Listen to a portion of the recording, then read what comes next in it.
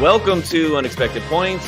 I am your host, Kevin Cole. I am joined here, as always, meaning like 80% of the time, on Tuesday afternoon, Josh Hermsmeyer. We have actual, real, not preseason football to digest. How are you feeling after 1 week of the NFL season? Man, it started great, didn't it? Those first two games were pretty epic, and then it kind of the early slate was a little messy. Continued into the Sunday night. Sunday night game was good, but then Monday night was kind of fell flat. So I think overall, I'm just really excited. The dopamine was flowing. I'm feeling good. The NFL's back. People's confirmation bias is kicking in. I know a lot of that's happening. There's some overreaction, but for me, I'm trying to react. Right, week one tells you a lot, but you can't overreact. Certainly don't underreact. Got to react. So trying to thread that needle. Exactly. And this is, I guess we could have labeled this react, overreact, underreact as the podcast, but instead we went with the formulaic buy, sell, hold. So we're going to discuss a number of topics. Haven't discussed them in advance, so there'll be surprises for each of us.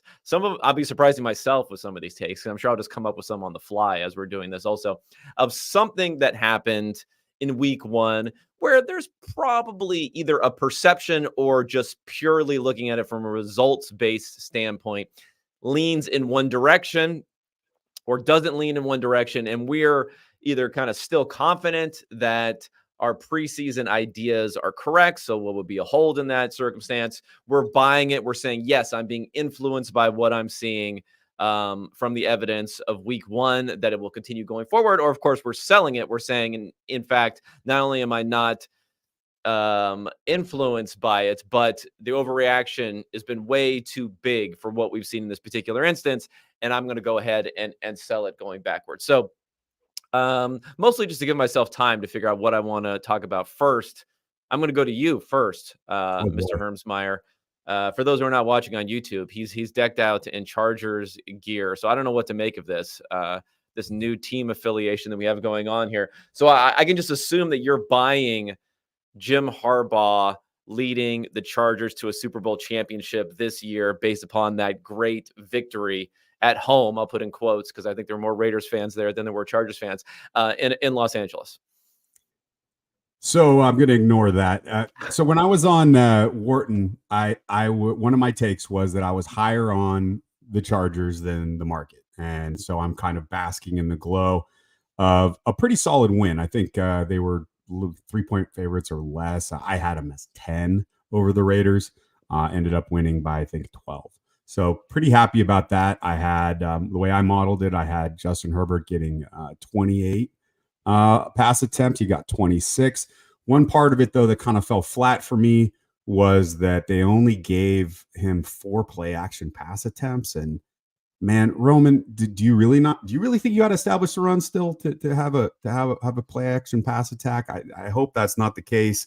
They need to up that number. Those are rookie numbers in this business. So hopefully that happens. And then what I really liked was it paid off for them re-signing the 2 defensive ends, the edge rushers, rather than keeping Keenan Allen, who dropped a touchdown in the end zone. So, I mean, it was a big day for the Chargers in that regard. Another part of this that kind of paid off for the Chargers was that they were going up against Telesco, their old GM. So this is a big win for the owner who let that guy go, fired him, brought in a new regime. If he had lost to the guy he fired, that probably would have made Spanos feel pretty bad. So I think he gave the game ball afterwards to Harbs and the GM, Joe Douglas. And so I think overall it was a big win for the franchise. I think they all feel like they're moving in the right direction. So I'm buying the Chargers. I'm buying my preseason take that they're better than market.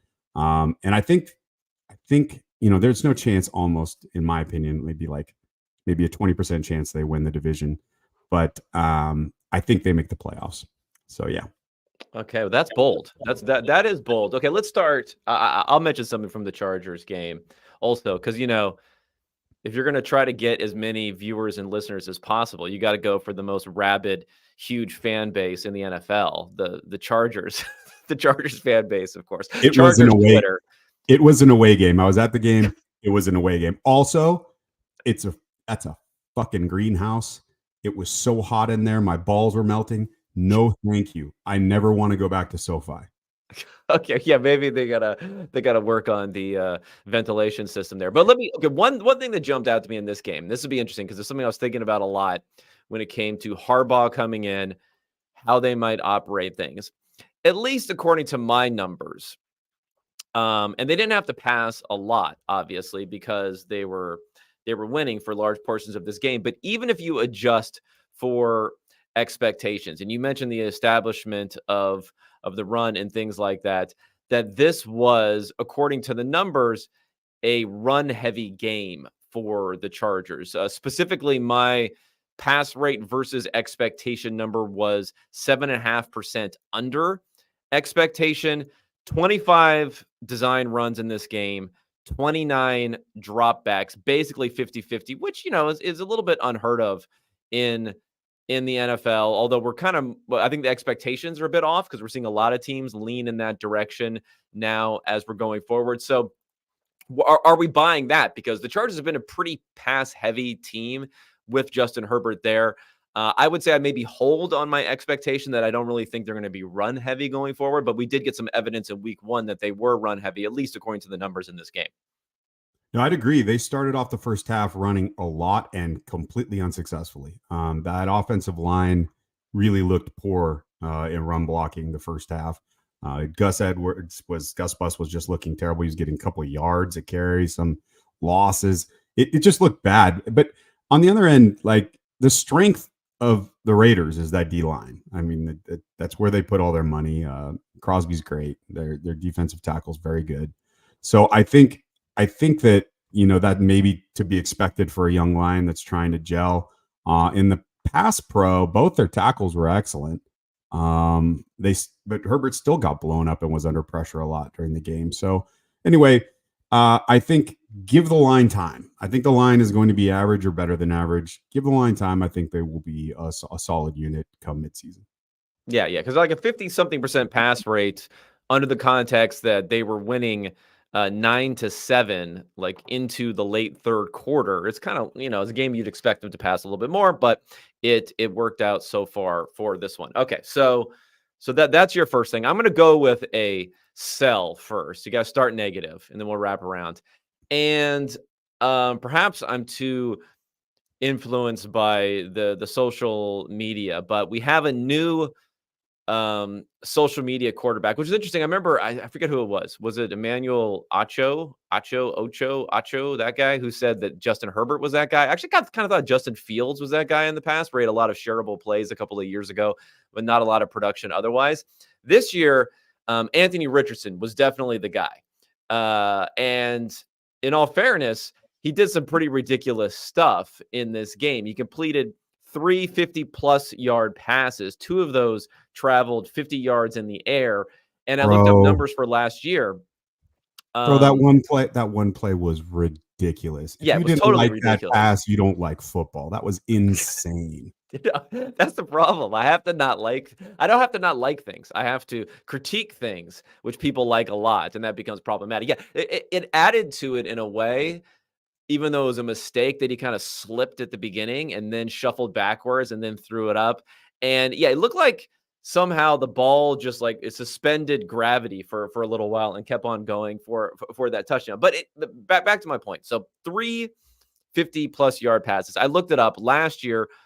Only 4 other quarterbacks had done more than that last year. I'm sorry, 6 other quarterbacks had done more than that last year. And the league leaders in that category last year had 6. So he had 3 in week 1, and the league leaders for 50-yard passes had 6 the entire season. He's on pace for 51 of these. The league leaders had 6 last year. So it's one of those situations where he gave people exactly what you would want to see for confirmation bias. Same thing he did to a degree last year, where he had flash plays but poor accuracy. This week, flash plays, overall poor completion percentage. Lots of drives that didn't go anywhere, or they ran the ball most of the time. and then these few drives where they had these monster plays that ended up happening. So, like, if he plays at the same level that he played last week, those plays are probably not going to hit as often as you think. Now, I know he missed some other throws where people said, "Oh, it could have been even more." But, unless he's going to completely smash the paradigm of what it means for long passing in an NFL season by a factor of 10, he's probably not going to have that many chances going forward. So, it still left all the questions that I have about him, about his ability to sustain an offense and a drive when those big chunk plays aren't happening. So for that reason, I'm going to sell and I'm going to stick with my preseason expectation, which was basically that he has a lot to prove, and we don't really know anything about him so far, other than now he's given us some confirmation of the physical talents, which I think most people were putting as a presumption coming into the season. Sure, don't double count that. But I think when you put this performance in context of what else happened week 1 across the league, I think he had more passing yards than Aaron Rodgers. I think he had a rushing. It was a bad week. It was a bad week. He had something like 13 yards per attempt, despite completing like 40% of his passes, which is pretty intense. Are you talking about Rodgers or A-Rich? For Richardson, yeah. No, I'm not saying he was amazing passing the ball, but I think when you look at him relative to the way the rest of the league performed in week 1, where it certainly seems like defense is ahead, right? These guys just they seem to be on top of the ball, and everyone I talk to, or at least the people I know inside the league who I talk to, they all buy in, and these would be analytically minded people. They all buy into the idea that in camp defense is way ahead, and the offense slowly builds up. And since there wasn't a lot of real reps that happened this year, it continues to make sense that defense would be ahead going into week 1. So I think that you take the fact that there's a lot of young quarterbacks, including A-Rich. I think among that group, right, I think he looked like one of the best, and certainly like one that has the upside that everyone craves at that position from talent standpoint, with someone with all that athleticism. So I am a hold on A-Rich. He's another guy that I think, as goes Richardson, so goes the Colts. And I was kind of higher on them than the market as well, just slightly, not a ton, but and so I'm still bullish. I'm still bullish on A-Rich, man. We know it's interesting. I actually had them as being a little bit of a value, even though they didn't hit, being at home in this game, and I think they did hang pretty well with the Texas team. So yeah, I'm not low on the team, just vis-a-vis now sky high expectations. My thing is more like we got something that was within the realm of possible outcomes, even with the idea that we don't know if he's going to really break out or not. Yeah, that's fair. So I think I want to react, but not overreact. Okay, I'm going to have a less of a reaction than you'll have on that one. All right, what else you got for me? So this is probably not that hot of a take, but I'm selling Sam Darnold's performance. Obviously, that's hot. Darnold Hive. Darnold Hive is thriving out there right now. Yeah, I since I'm not on Twitter, I peeked today. I saw some craziness about rushing being more efficient now than passing, and I had to close the browser. So it looks you're previewing one of my takes, but go ahead. Oh, I'm sorry about that. But anyway, so like we got 19 for 24, good completion percentage for 208. Okay, that's a decent average, but they did not put the game on Darnold's shoulders, and they can't. This is known. He threw 2 TDs, 1 interception. Did he rush at all? Yeah. 3 carries for 3 yards. So Darnold was going against the Giants. I think Dable's on the hot seat. I think that team is a hot mess. I think that, that's really what to take away from that game, not that Darnold's some answer. I don't know what the question is if he's the answer. And so I'm selling Darnold. I think Minnesota is still one of the worst teams in the league, bottom 6, and they'll prove that going forward.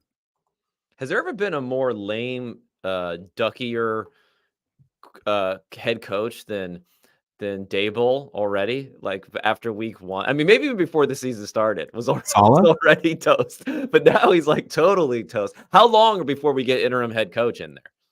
I don't know, but it's going to be one of the New York coaches, right? Yeah, Saleh or Dable. Yeah, the other day with Saleh, I guess the other day, meaning yesterday, I was like, oh yeah, Saleh still is the head coach. Like I kind of forgot that for a second because he's actually got quite a tenure there for accomplishing nothing. I thought Aaron Yeah. Rodgers looked okay. Though. Maybe that'll come up in part of your sales. Okay, so I'm on board with you there. I'll go ahead and lean into for my next take into what you were talking about. So, I'm going to go here. Jake Grossman here, Michigan Law 25, Director of Analytics at Mets something. What is this? Oh, it's a Spanish team basketball. This is pretty interesting here. I think he was part of the Michigan analytics crew over there, along with a couple of former PFF guys that we like. So he shared something where, again, I'm not in any way critical of him, but I had to put my own spin on it, which was he shared a chart, and maybe I'll for the purpose of those watching on YouTube, if you're not on YouTube, get up on there.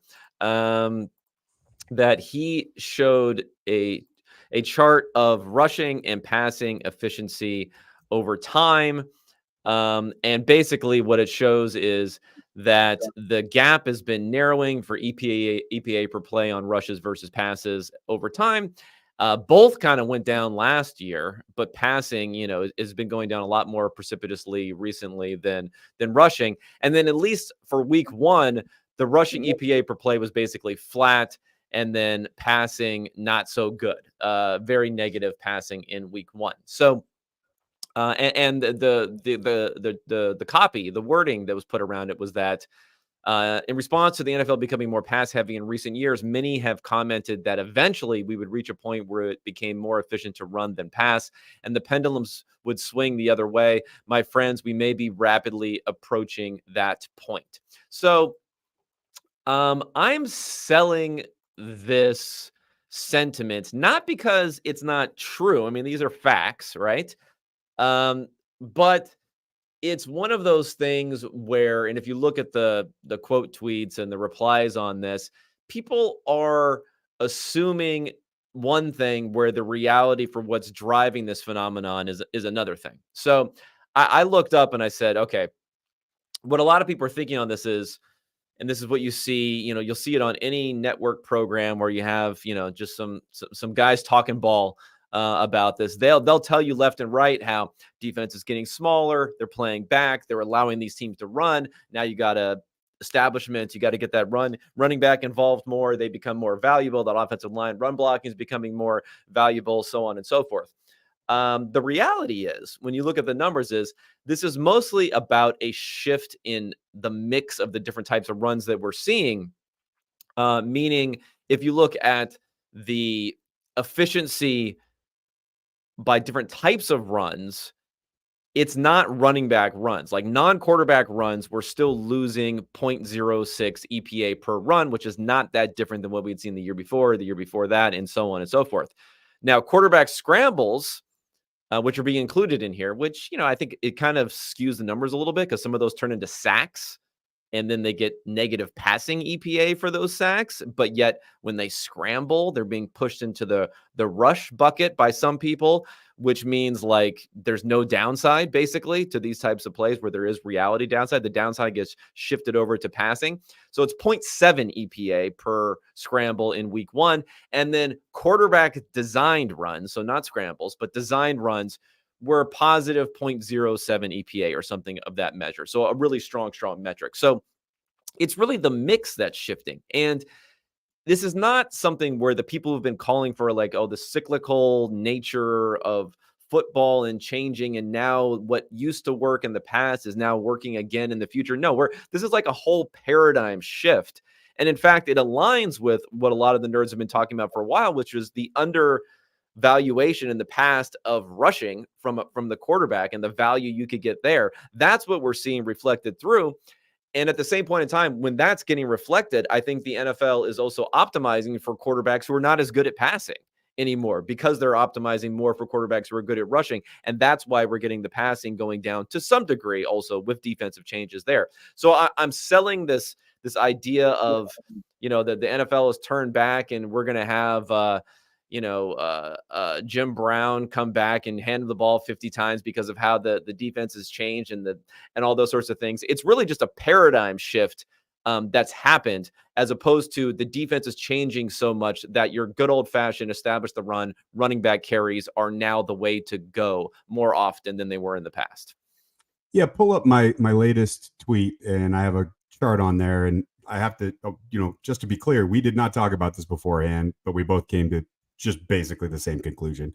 So I made a chart with EPA per pass and EPA per play since 2010, and I just took out QB scrambles. That's all I did. It's very simple, and it doesn't even account for or control for designed QB runs. They still are right in there, and it just shows you the gap is still quite large, especially last year, quite large between pass play and rushing. And so, if your conclusion is let's turn around and hand it to the running back, I think you're off base. What you want to do, and what I think we're seeing, is a lot of young quarterbacks who one read, run, right? And I think that's fine. I think that's exactly what we should be doing in the NFL, right? You have a young QB, he's got an out, he's got a trump card. If he's learning on the job, you want him to be able to get out there and run and save the day. And I think we're seeing quite a bit of that. And then you got guys like Josh Allen rushing for 2 touchdowns. That's pumping up the EPA per play. As long as they weren't designed, I don't know for certain. And then you had a bunch of scrambles from Lamar. He rushed for over 100 against Kansas City. So I think when you have a week like that, again, 1 week, a week like that, then you shouldn't be surprised to see passing EPA lagging rushing EPA. Yeah, and on a related note, though, I will say that I am buying the idea that passing production, when it comes to like raw counting stats or even efficiency, like YPA, is going to be down. Like we're in that cycle, and it's part of what I'm talking about here. It's not just the defenses getting better against the pass, although that's part of it. It's not just some sort of fundamental change in offense's inability to pass the ball. It's that the quarterbacks that we have passing are not as good. There's no free lunch when it comes to drafting a quarterback. You can't just say, "Oh, we're going to draft Anthony Richardson and he's going to, pass like Peyton Manning and then he's going to run like Michael Vick." I'm sorry, that's just not the way that it works. There were people lamenting the lack of passing production. I don't know if they were lamenting. They were pointing out the lack of passing production. They were going back, I think, to one of the monster years in the early 2010s. But if you looked at the top guys, it was like Drew Brees, Aaron Rodgers, like guys they just don't exist anymore. Tom Brady, Peyton Manning. Those types of quarterbacks, we had a combination of a very pass-focused pocket passing quarterback not being in the NFL anymore. And we also had a combination of, and maybe it'll prove differently over time, but kind of the greatest era of quarterback play that maybe it won't just continue out on an extrapolated line, that we'll continue to get that many great quarterbacks. Maybe when we look at the best 10 quarterbacks ever in the NFL, we have something like 5 or 6 of them who played within the last 25 years. That just might not happen again for the next 25 years going forward. So I think that is a real thing. And if you look at the passing numbers for this last week, I mean, Tua led the NFL with 338 passing yards. You have Stafford at 317. That's it. Nobody else even had 300 passing yards here.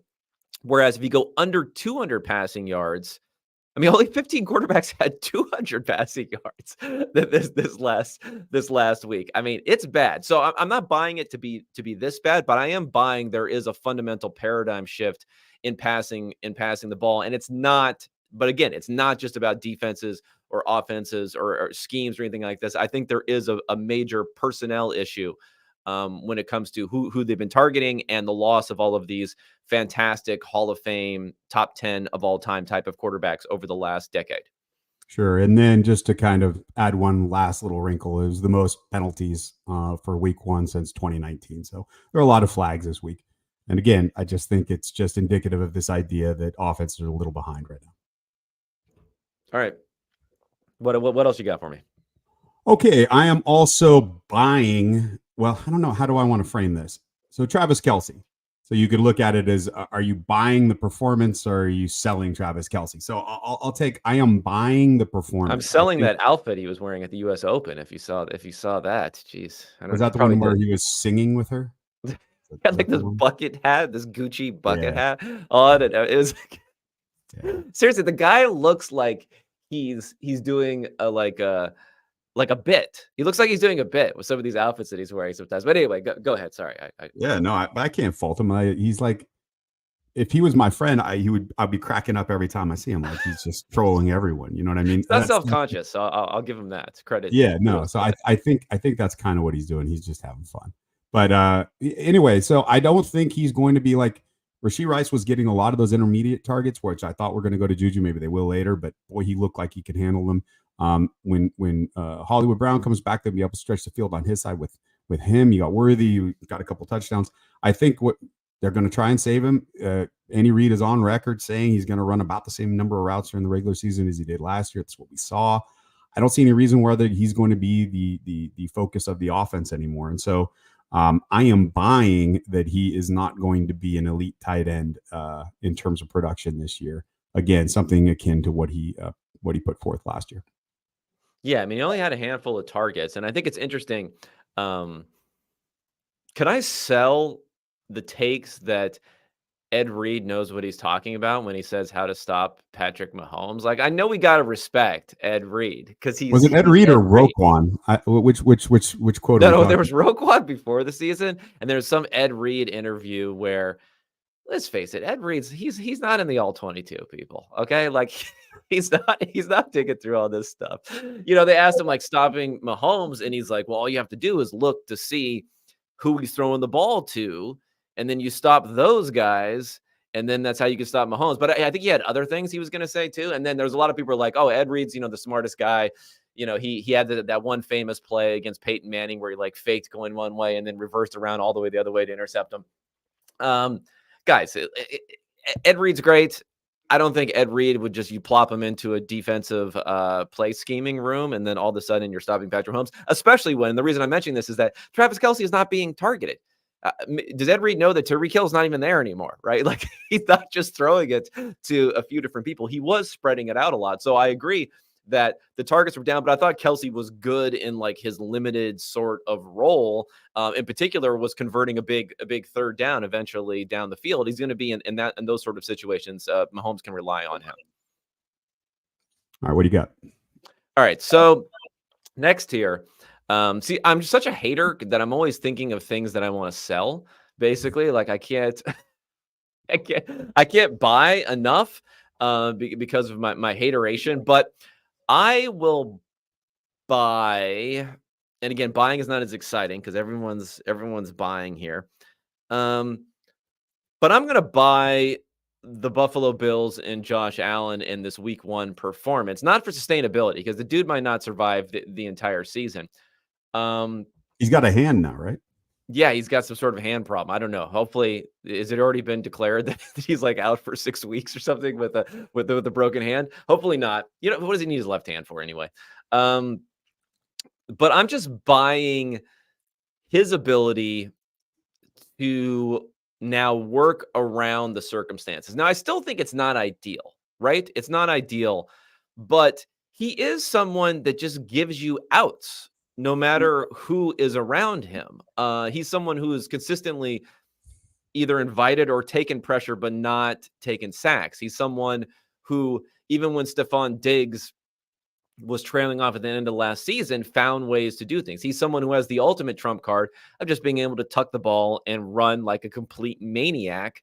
But that's helpful when you're also just one of the most physically dominant forces in the NFL, that he's able to do that too. So he just has he's checking so many boxes. And what he did in this particular performance, and again, we'll see how much he can do this going forward. In this game, it really just hint on, and it made me even more confident in the idea that he's the second best quarterback in the NFL.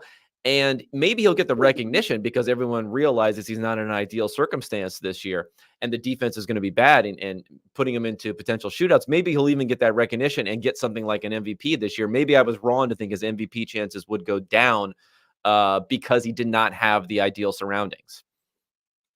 Yeah, I don't disagree with any of your flowers for Allen, except I just have to. I mean, I get on tilt whenever he scores a touchdown because I have so many Cook shares. I mean, I just, man, give the quarterback and give the running back some opportunities. They tried on the first, I think it was on the first or second drive. They gave him 2 opportunities on first and second down, and yeah, it didn't work out too well. But that line is just not opening holes for him when they get in the red zone. It's just really tough. So I get it. When things aren't working, Josh does what Josh does. But look, he's injured now, at least banged up. Let's call it hurt. He's hurt now. And what do you want to do? Do you want to just completely implode the season by getting him actually injured and not on the field? Like, scheme some stuff up for Cook. He's really dynamic. He can catch the ball.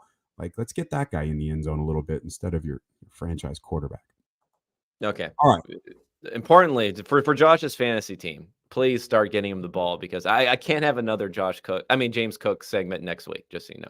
Well, look, I just want to say, like, it started with a real football analysis that led to my having Cook shares. I'm upset that I was wrong in my analysis. They would continue to let this guy roll into the end zone. Are you holding? Are you holding on your analysis of James Cook? He's not built for it, but not even their 3rd round pick Davis is actually getting much opportunity in the red zone. So I don't know what the hell's going on. So anyway,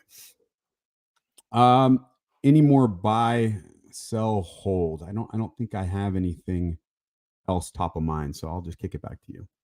That's it. That's all your buys. You can't even hold. You can't even hold something.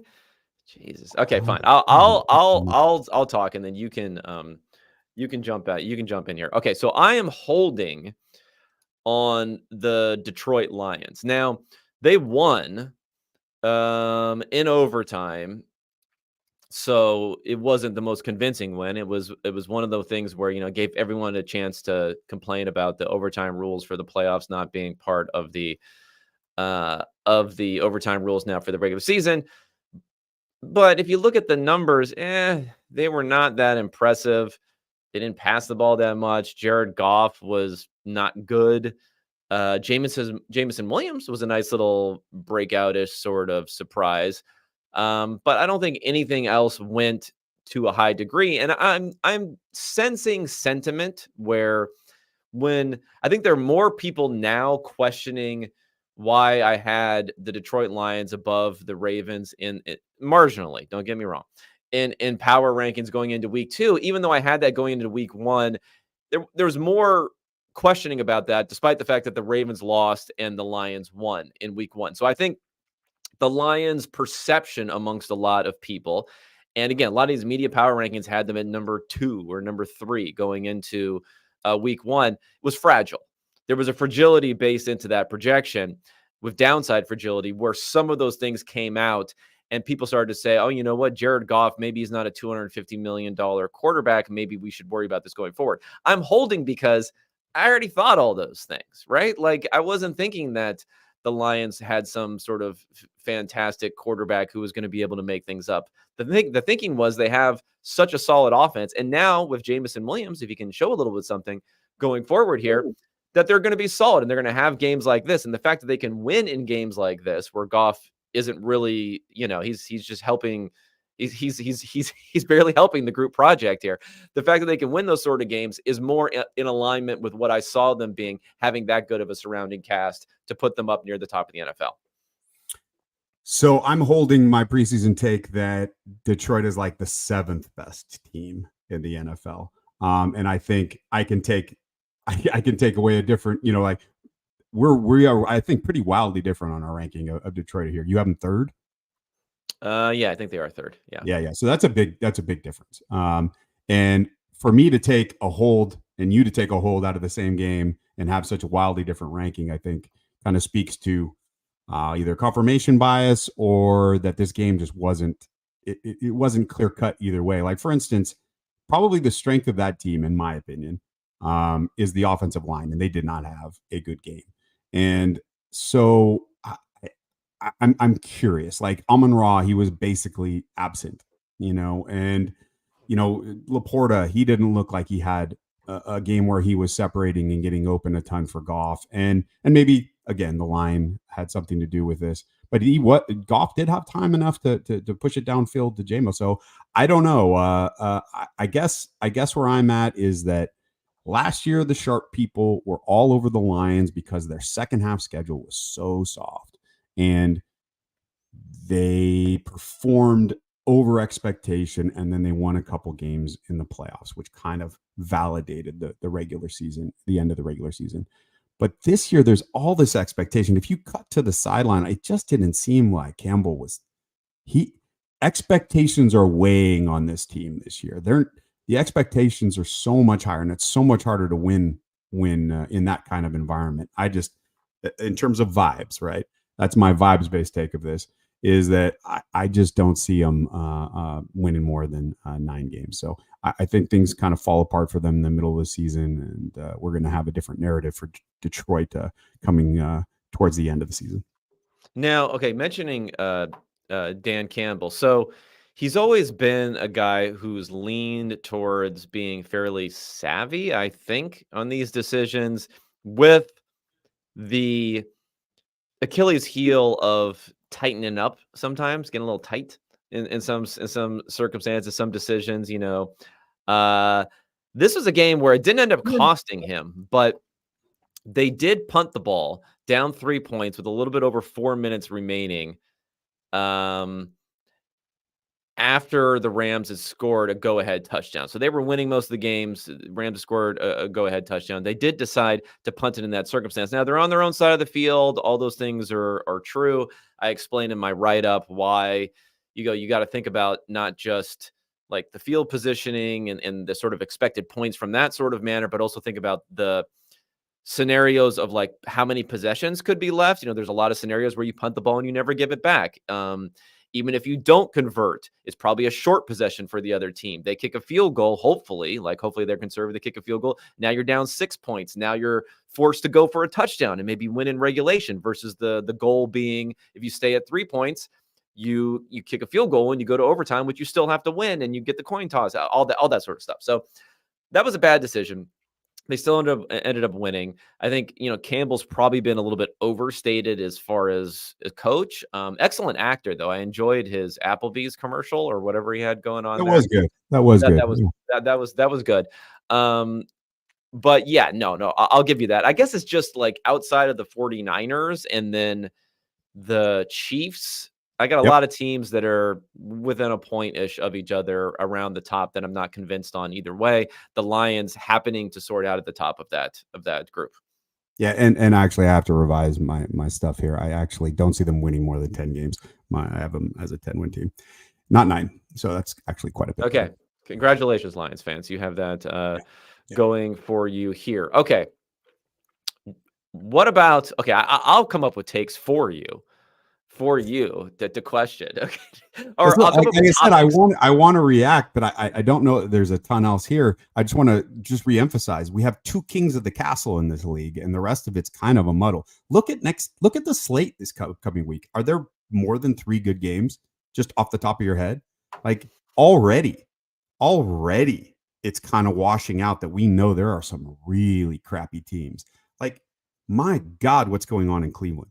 Like, holy shit. Here's my buy. I am buying that Deshaun Watson is absolutely never going to be a good quarterback again. And I mean, what are they trying to get out of this contract now with this latest? I mean, who knows? So this will be a fun thing to watch. But then you got Carolina looking like garbage. You got like New York looking like garbage. You've got what other teams are looking terrible? Look at the scores. Anyway, the Raiders didn't look so hot, so you got the Raiders going for them. Who knows what's going to happen with Green Bay without Love? So I don't know. Lots of volatility, but also a lot of kind of. But here's what I wanted to give you, because I think this is not something we have evidence not only from the stat sheet but from our eyeballs now on Aaron Rodgers for one game. The reason I want to bring this to you is because you were you're planting your flag, or you're unplanting and taking the Aaron Rodgers flag and breaking it over your leg and throwing it on the ground and stomping on it, saying that this guy is beyond toast. So my Whoa. okay, I said okay, bottom I may have overstated third. that a little bit. I said bottom third of the league. Okay, bottom third of the league, toast. So my take was, he looks a little famished. I don't know what, like he looks a little like old man. Maybe he's getting scrawny in his old age. There, he wasn't moving so well. There wasn't a lot like movement. I thought his arm looked okay. I thought he played okay. Brees Hall, if he doesn't fumble the ball, and some other things going on. Do you have any revision to your earlier take? So are you still buying Aaron Rodgers bottom third? Do you feel a little bit more like you got a hedge on that, or do you feel it was actually confirming you in that direction? Wait, how many passing yards did he have? I don't know, not that many. 130. I have to look. Well, Yeah, I think it Purdy was like led the game with 231. I see. So that's not that means he had fewer than 230. 167 pass yards. I mean, in fairness, though, they barely ran any plays because San Francisco was just slowly and methodically marching the ball down the field. I think San Francisco had something like 40 minutes of time of possession. So they couldn't stop them, and then they gave up the ball early.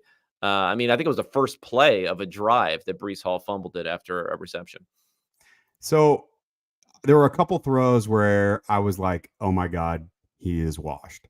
And then he would come back and make a sideline dot right in stride. I think it was to Lazard. And I was like, okay, no, he's still got it. But then he ends the game, like kind of throwing it in the dirt. Maybe he was a little behind Wilson. I don't know. I don't see any reason to move off, especially if you look at the numbers. I don't see any reason to move off my take. I'm wondering if anyone else who was really bullish on Rodgers is going to actually update. That's the more interesting question to me. I saw the headlines in New York were like, well, at least he played more than 4 plays. I mean, if that's as good as you've got coming out of this game, then because I think what we saw was if you have that 2 successful drives, you're happy as a Jets fan. You haven't seen that in like 4 years. 4 years. I think there's an element of that. The bar is so low.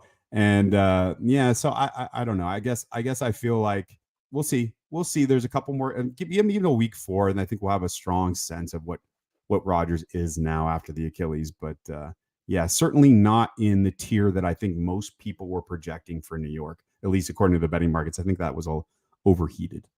Okay, so you're holding on there. Another one I think that I'm holding on. Again, it's kind of unexciting to say hold, but maybe there's some like buying this, is that the Cincinnati Bengals, one of the more surprising results, one of the more impactful results, just from a pure numbers standpoint, because of the fact that they were favored, I believe, by more than any other team in the week. They were playing at home, which factored into that. The Patriots were not good, although Jacoby Brissett is decent quarterback versus what they had slinging it around last year.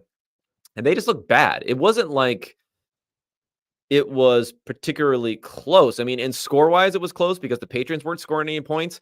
But, the Cincinnati wasn't able to do a whole lot either. They did have a fumble that almost was a touchdown. There were some other things going on. Did you see that play? Yeah, I did see that play. It was freaking ridiculous. Like, what was he doing? But anyway. He had the ball about 3 feet away from his chest for some reason. I couldn't tell if he was actually extending the ball to get in the end zone or whether he just runs like if he just runs with his hands floating. It didn't look to try like to get as much momentum as possible. It didn't look like a football play. It looked super weird, like something you'd see on, I don't know, flag football with your boys in the sandlot. It was weird. Okay, but so the larger thing though with the Bengals is I was skeptical of Burrow coming into the season. I was skeptical of the Bengals versus the market. I think I'm still holding where I'm at them, which is like top 10-ish sort of team, but on the fringes of that, versus going into total panic mode. And I think there's an element of ultimate panic mode saying, not only did we not win, but there was just nothing there. There was nothing down the field. There was nothing to get excited about. There wasn't that sort of triggering reaction. Even though Gesicki dropped a touchdown, Gesicki, I guess. Gesicki, I always get that wrong. Gesicki dropped a touchdown. They had this other play that ended up happening. So maybe it is an overreaction. What's your opinion on the Bengals going forward? So I was very bullish on them. I think I had them as my fourth best team, maybe even third. I can't recall. I check it, but I am actually, yeah, I'm knocking them down quite a bit. I think they might be below Detroit now, but I agree with everything you said Detroit about, catching yeah, another stray as yeah, part of this discussion. Go ahead. yeah. So, but I think what you bring up are good points. They had two really close plays that could have easily been touchdowns. Uh, Case, reportedly had food poisoning. They didn't have Higgins. I mean, they're still trying to figure out who their backs are going to be when they're in the middle of the field and then in the green zone. So I think there's a lot still to work out on that offense that should come around, but you can't just ignore the fact they lost to one of the worst teams in the league. So yeah, they're getting a knock. Okay, and okay, again, I got more topics here. So, um, Jacksonville Jaguars and Trevor Mm. Lawrence. Let's face it, a lot of the discussion is going to be around Trevor Lawrence here when it comes to the Jaguars. So, Trevor Lawrence has gone from golden child. I mean, the hair helps is part of this impression. Golden child to generational prospect to caught in Urban Meyer hell to like tons of flashes, bonehead plays mixed in there. But now the Jaguars, surprisingly for a team that came back from one of the largest deficits in playoff history to win a game, has really fallen into this bucket where they seem like they're just consistently losing games they should have won. In this case, up 17-7. Etienne's about to score a touchdown.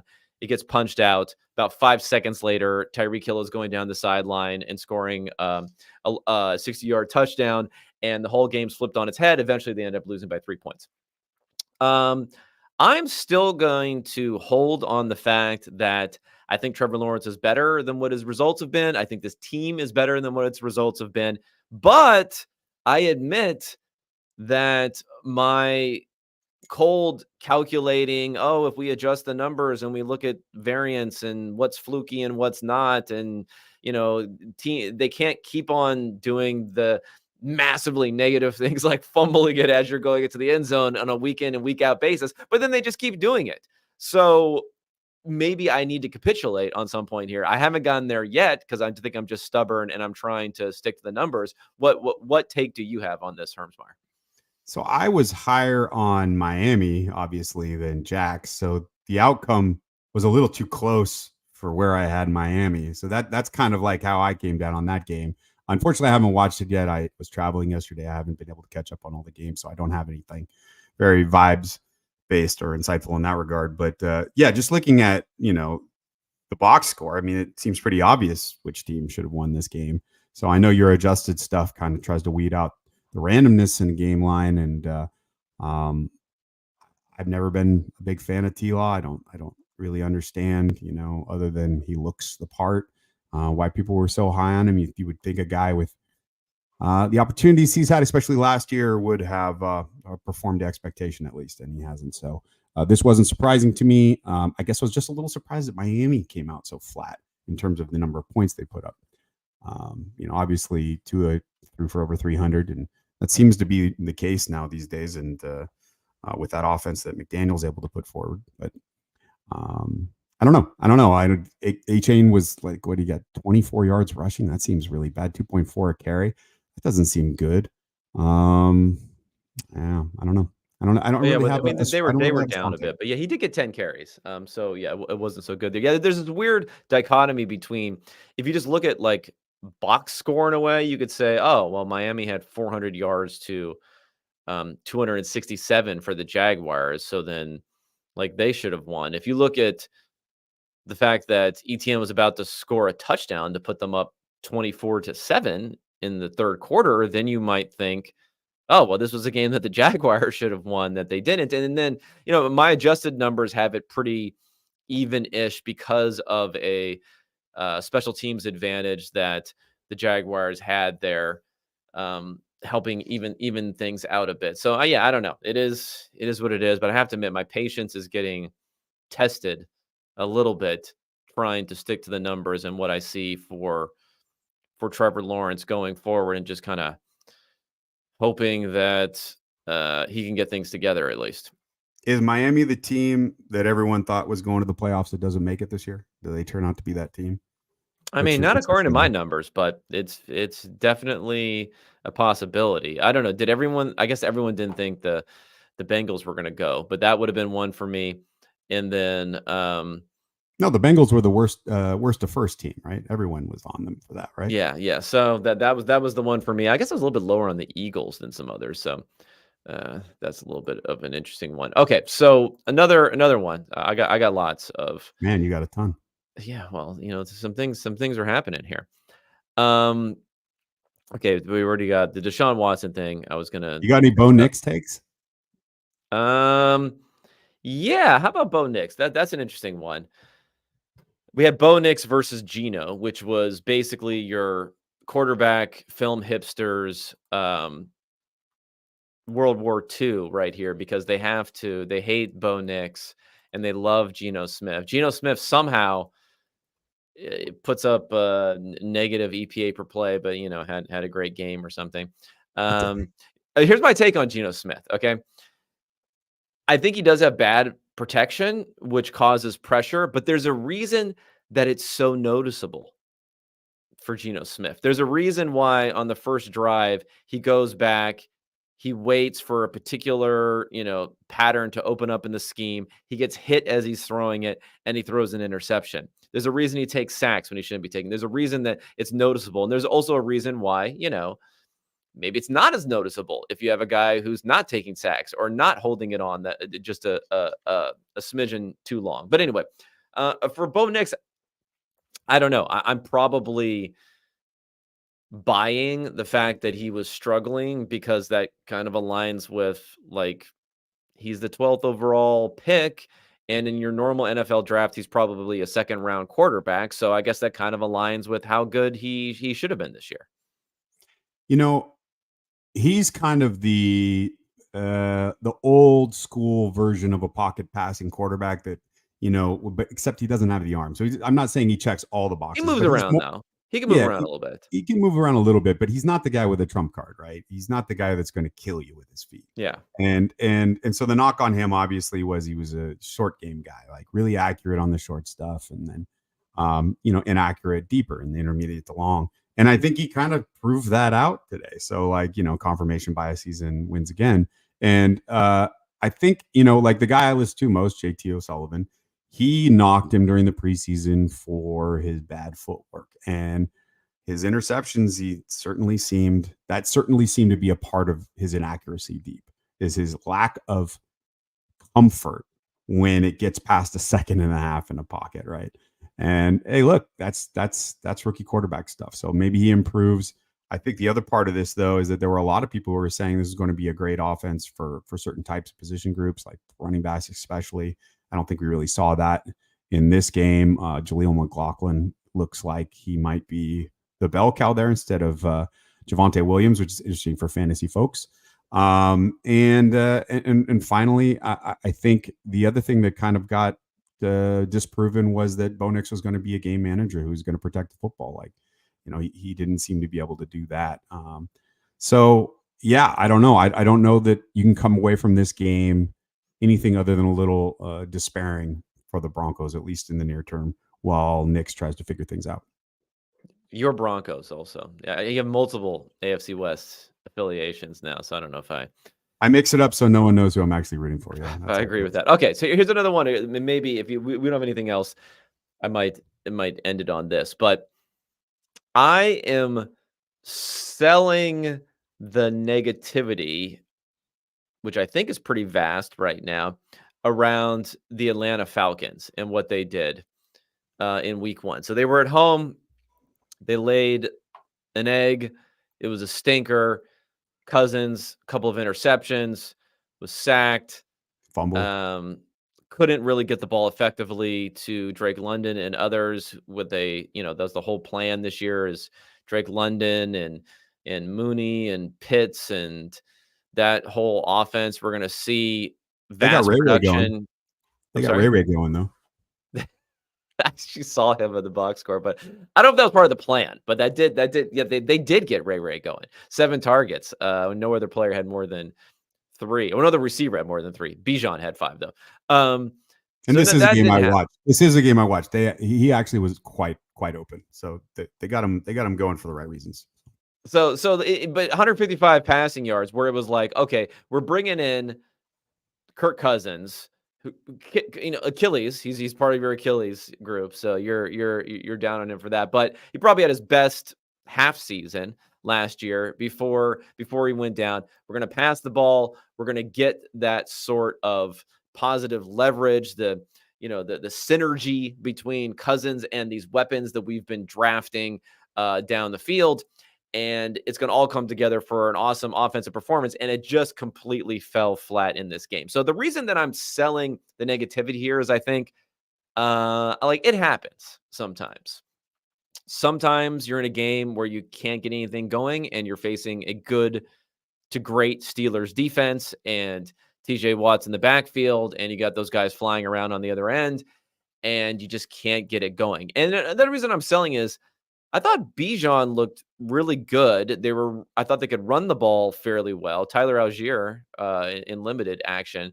So if they still have that, I think they can do something here. But what was weird was, and I haven't documented this with my own charting, but I read somewhere that they did not have a play action pass in this game. They did not run a play action pass, and they're just running everything out of this kind of shotgun pistol sort of formation. And they had one of the flukier plays go against them where the center snapped it into a man in motion when they were about to score a touchdown. So that could have changed everyone's whole outlook if they get a touchdown there. So I guess I'm buying the Falcons, but selling the negativity around the Falcons because I think things like this can happen and it doesn't dramatically alter the fact that I think they could be a pretty good offensive team going forward. Yeah, they had a couple really good drives. They were feeding Bijan. He was successful in his rushes. He was making first downs on the ground. He was picking up 4 or 5 yards per attempt. I mean, it wasn't like he was just running into the wall, And then they were passing him the ball. I think he had a long play that was wiped out by penalty. Just another one of those. And this was a game where they just couldn't. There was no chance that offense was overcoming penalties. Right? They were just going to kill a drive. And so, in this high penalty environment that we're seeing, most in 5 years, at least for week 1, I think that added to it as well. But yeah, so I'm with you. I think that the Falcons offense will be better. Their defense was fine. And and I think I'm really bullish on Bijan that they're going to focus on him, make him a focal point of the offense. And I think it'll be successful because he did what he did against one of the highest stack box rates in the league this past week. So that's good news for them. And for what it's worth, my adjusted scores had the Falcons being slightly better, and the Steelers. It's not like it wasn't exactly an offensive shootout here, but somehow the game plan, the conservatism with Justin Fields, the way they ran things, somehow they turned a god awful 35% success rate into something because they just didn't turn Fields took, I think, 1 or 2 sacks, but that was it. It was one of the best games that Fields has had, dropping back that much, where I feel like that was almost the best case scenario outcome for Justin Fields. When we talk about, of course, he could have ran for a 50-yard touchdown or something, but when you ignore that sort of stuff, how he performed in the actual drop back passing game, this is almost like the best outcome you possibly could have gotten from Justin Fields. And they got that at the same time as these negatives happened on the other side for the Falcons. So if they would have scraped by with a week 1 victory, we'd have a whole different impression of anything instead of, people saying, are we going to see, is it time for Penix to come in anytime soon in Atlanta? Yeah. Well, before we close this thing, I would like to throw up a little video on one of my buy lows this week. Calvin Ridley. And by the way, the buy low is going to go live on airyards.substack.com on Wednesday. And so Ridley had, I think, 3 long passes that from Levis that the first one was way underthrown, and he had 3 yards on the defender, and it would have been a score, no doubt about it. And then the second play, I don't know if you're searching for this, you're going to find it so we can Yeah, talk through I this. got it up. I'm trying to see. Oh, well, actually, hold on. Trying to see what's the best way to do it. If I should download it or if I should just play it on the screen. So I think I'm going to try and down and although it's some weird file types. Sorry about this. So let me go ahead and bring it up on the shared screen instead. Okay, so let me bring it up here instead. Okay, so we got this. Go ahead. Talk through it. Talk through it here as I figure this Well, so out. Calvin Ridley's up top. All right. And you're going to see him basically run like, I don't know, a little bit of a post. And he is wide open. The safety does not come with him. You can see there, it's one-on-one. Levis sees it and he underthrows it, right?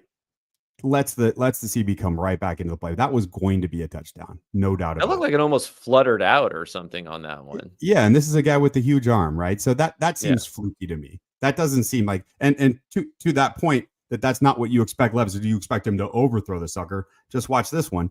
I think Ridley's down on the bottom on this play, and you can see we're in the way, but he's even. He's leaving. He got separation in, and he just airmailed it and shanked it out of bounds. So that one was no good. This one, however, I just think they were on the wrong. They were on the wrong page. I just don't. I think he was trying to do a back shoulder throw, or maybe he was supposed to cut that route off. But anyway, the first two make me bullish on Calvin Ridley. And the numbers support it. That he's definitely one of the top buy lows. And I think he's someone. I think he's ranked right now wide receiver 30 by Fantasy Pros. So I don't think anyone is expecting much out of him. So he's a guy that I don't know that I would put a stack in there. But he's a guy I would throw into some of your lineups. And Yeah, it's funny on this first one. It looks like he gets touched ever so slightly by the pass rusher, and that may have actually thrown off the first pass. So again, it's the air yards model. So we're talking about a ton of air yards that he accumulated in this one. You got a Will Levis take on this one because Caleb Williams was pretty horrible, but he didn't turn the ball over a lot. The Titans were winning by a lot and then ended up losing the game. And then Will Levis, gave us the glorious kind of pray / surrender cobra after his final pick six. So is there ever a worry though that like that's going to be the question, right? They're just going to say, well, yeah, you're just going to have a whole bunch of empty air yards though when you have Will Levis throwing the ball down the field. What's the retort to that if there is one? Well, I mean, he's NFL caliber quarterback, I think, and so he's going to connect. He's going to connect once in a while, and that's the bet. I mean, these are not high percentage passes that we're betting on here. We're just trying to find the guy that's going to get him, and hopefully he comes down with it because that's just the way it goes with wide receivers. And Ridley looks like one of those with a profile to target. It's interesting too because we'll see how sticky it is going into this year. But the Chicago Bears defense, after they brought in Montez Sweat and all that stuff last year, the second half of the season, they were, by some numbers, either the first, second, maybe third most efficient or worst efficiency for their opponents in the second half of last season, including against the pass. So this wasn't like an easy matchup also, at least for Levis in week one. I still think Levis is one of the biggest chaos agents for this season if they can get things going forward. Yeah, agreed. I'm hopeful. I mean, you don't know. I love that Tennessee took him because he fell all the way to the beginning of the second round. Yeah, for my takes, I want him to be successful. Exactly, because he was a sharp move by Tennessee. And so I'm rooting for him, but, chances are he's probably not it. Yeah, well, he at least has, like you said, the traits for it. And that first pass in particular, I think you give him 10 chances to throw it. He's not hitting it 9 out of 10 times, but that has to be one of the worst possible outcomes was to get slightly pulled and then flutter one up there like that. It wasn't just an inaccurate throw; it was somehow an affected throw. So that was a good one to point out there. So everyone, check out everything that Josh has at airyards.substack.com. That's it. Yep. All the different work there. Check out Unexpected Points, of course, just unexpectedpoints.com. Got rid of Substack, so Elon will stop throttling my posts on X. Anything else you wanna plug before we get out of here, bud? No, that's it. All right. Well, thanks everyone for tuning in. I'll come at you later this week with any developments as they come. But for sure, Josh and I will be back at you next Tuesday for another live stream in the afternoon to wrap up week 2. Thanks so much, everybody. Take it easy.